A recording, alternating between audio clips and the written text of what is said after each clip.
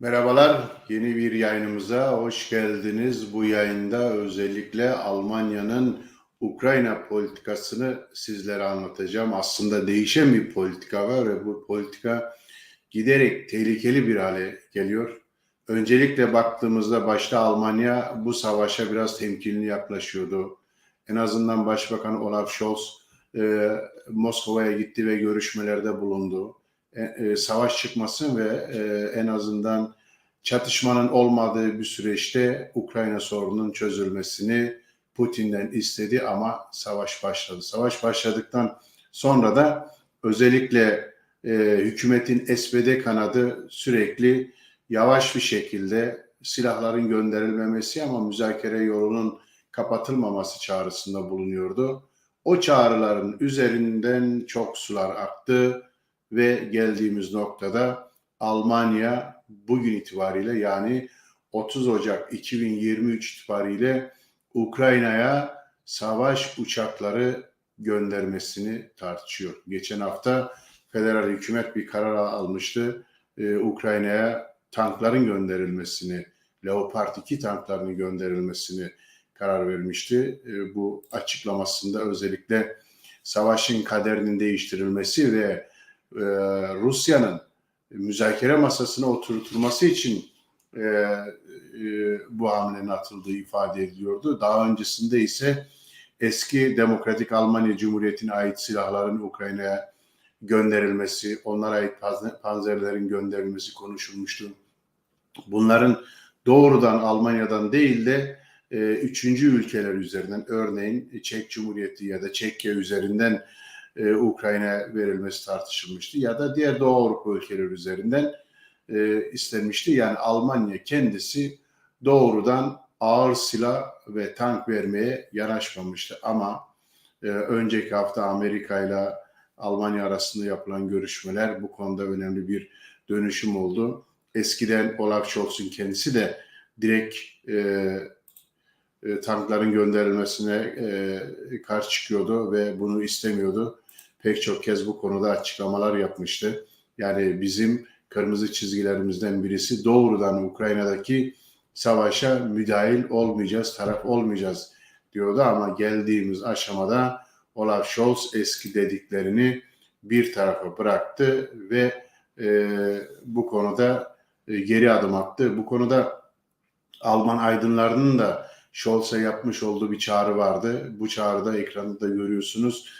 Açık bir şekilde ağır silahların gönderilmemesi isteniyordu. Çünkü ağır silahların gönderilmesi durumunda Almanya'nın Ukrayna'daki pozisyonun değişeceği ve Rusya ile çok daha açık bir şekilde karşı karşıya geleceği dile getiriliyordu. Önceki Savunma Bakanı Christine Lambrecht de biraz bu çizgiye yakındı. O da ağır silah gönderilmesine karşı çıkıyordu. Biraz ağırdan alıyordu. Ordu içerisindeki reformu biraz ertelemeye çalışıyordu ama görevden istifa etti diyelim kendisi. Yerine Boris Pistorius atandı ve ondan sonra Almanya'nın Ukrayna politikası birden bir hız kazandı. Daha önce Ukrayna'ya ağır silah gönderilmesine karşı çıkan, panzer gönderilmesine karşı çıkan Başbakan Olaf Scholz birden tutum değiştirdi ve bu konudaki politikasını sertleştirdi. Adeta Der Spiegel'in geçen hafta ifade ettiği gibi savaşa hazır.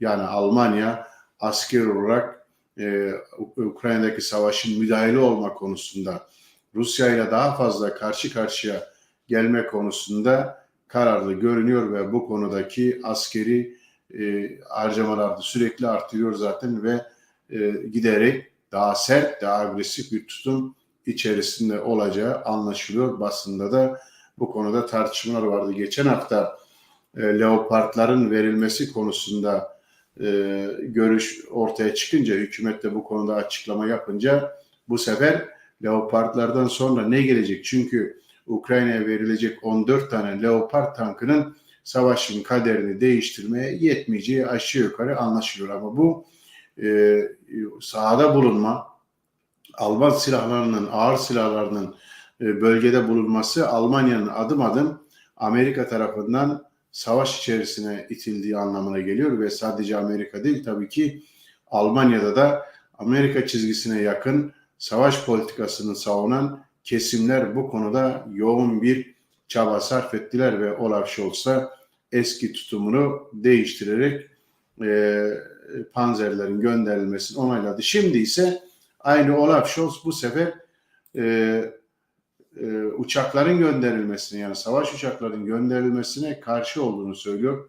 Kendisi Latin Amerika'da Şili, Brezilya ve Arjantin'i kapsayan bir ziyaret gerçekleştirdi. Bu ülkelerle ilişkilerini güçlendirme adına, ama burada ülke içerisinde özellikle Münih Güvenlik Konferansı Başkanı olmak üzere silah lobisinin temsilcileri artık Almanya'nın daha fazla sürece müdahale olmasını isteyerek savaş uçaklarının Ukrayna'ya verilmesini talep ettiler. Bu ancak savaşın bu şekilde sona erdirilebileceğini ve Putin'in ancak bu şekilde geri adım atabileceğini söylediler ve bu konuda yoğun bir şekilde, hararetli bir şekilde hafta başında bir tartışma başladı. Sanırım bu tartışma hafta sonuna kadar devam edecek. Şimdi Olaf Scholz şu anda buna karşı görünüyor ama diğer taraftan tıpkı panzerlerde olduğu gibi eski Demokratik Almanya Cumhuriyeti'ne ait ki DDR 1990'da 89'da Berlin Duvarı'nın yıkılmasıyla fiilen dağılmış ama o dönem DDR tarafından çıkarılan, üretilen silahlar daha sonra bazı ülkelere, Doğu Avrupa ülkeleri de dahil olmak üzere bu ülkelere verilmişti. Şimdi birinci seçenekte Almanya'nın onayıyla bu savaş uçaklarının, yani eski Demokratik Almanya Cumhuriyeti'nin üretmiş olduğu savaş uçaklarının Ukrayna'ya verilmesi en öncelikli seçenek gibi görünüyor.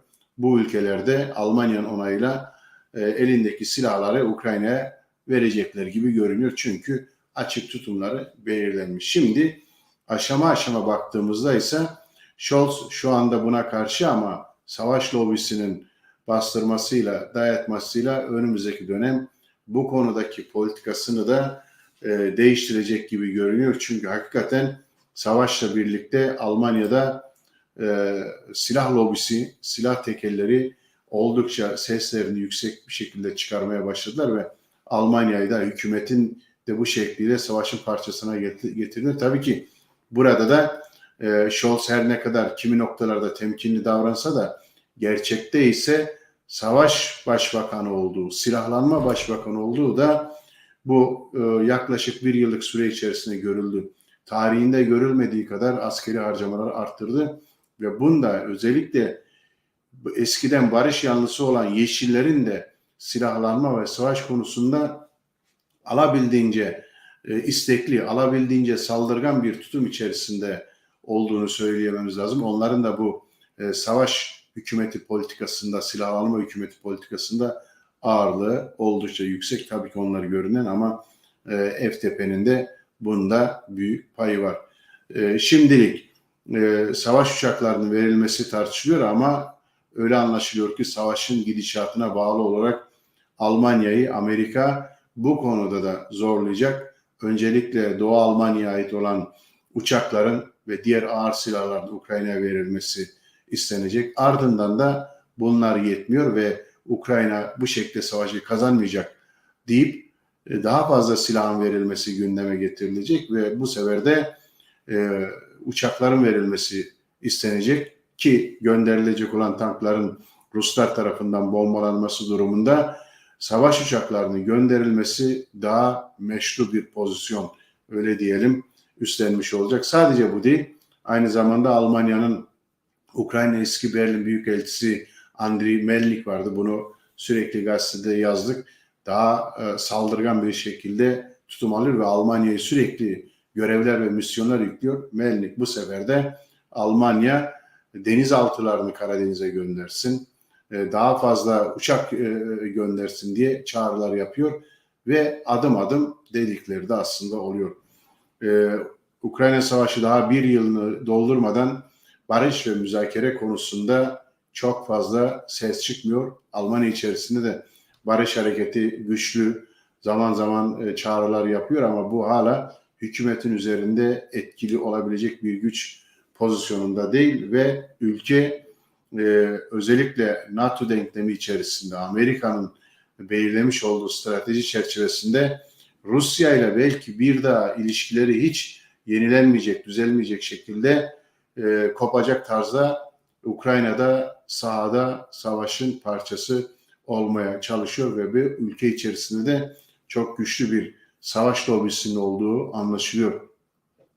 Bu nedenle gerçekten de ülkede barış yanlısı güçlerin çok daha fazla ses çıkarması gerekiyor. Özellikle Sosyal Demokrat Parti içerisinde daha hala varsa bu kesimlerin güçlü bir şekilde sesini çıkarması gerekiyor. Yeşillerin üst yönetiminde zaten barıştan yana hiç kimse kalmadı ve bunların çoğu her gün savaş çığırtkanlığı yapıyor. Ama Yeşillerin tabanında da barıştan yana önemli kesimlerin olduğunu biliyoruz. Onların da daha fazla ses çıkarması ve barış hareketi eğer gerçekten de hükümeti izlemiş olduğu politikalardan caydıracak bir tutum içerisinde olmasa Almanya daha fazla Ukrayna bataklığına saplanacak ve Rusya ile karşı karşıya gelme olasılığı çok yüksek ve bu konuda önemli senaryolarda çizilmeye başlandı. Bahar aylarında büyük bir taarruz gerçekleştirilecek ve bu taarruzun hedefleri arasında Kırım'ın kendisi var. Yani Kırım'ı savaşla Rusya'dan alma NATO'nun konseptleri içerisinde ve bu da Almanya'nın bölgede doğrudan savaşın parçası olması demek ve tabii ki savaş kimi tezlere göre 3. Dünya Savaşı şu anda başladı ama böylesine bir durumda savaşın çok daha bölgesel bir düzeye ulaşacağı, çok daha fazla ülkenin dahil olduğu, belki de hep üzerinde konuşulan 3. Dünya Savaşı gelip kendisini dayatacak bir şekli yaşanıyor ama şimdi daha fazla ülkenin müdahil olmasıyla birlikte bunun daha tehlikeli, insanların hayatını çok daha fazla mahvedecek hem ölüm hem yoksulluk hem yıkım açısından bir sürece doğru Almanya'nın da önemli bir şekilde rol olarak girdiği bir süreci görmemiz gerekiyor.